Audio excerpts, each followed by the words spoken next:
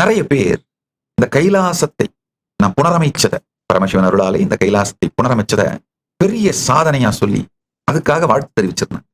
ஐயா நல்லா புரிஞ்சுக்கங்க.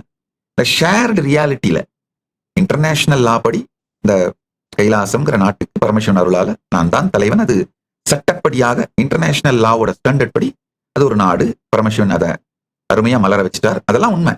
ஆனா இந்த ஷேர்டு ரியாலிட்டி சார்ந்து நடக்கிற எந்த விஷயமுமே எனக்கு பெருமையாக எனக்குள் பதியவே இல்லைங்கய்யா. நான் எதை பெருமையா நினைக்கிறேன்னா, பரமசத்தியம் அல்டிமேட் ரியாலிட்டியில இந்த எல்லா உண்மைகளையும் பரம்பொருள் எனக்கு உணர்த்தி பரமாத்வைதத்துல என்னை இருத்தி வைத்திருக்கின்றார் அப்படிங்கிறதா. அந்த பரமாத்வைத இருப்புல நான் இருக்கிற அதை தான் என்னுடைய பெருமையா நான் நினைக்கிறேங்கய்யா.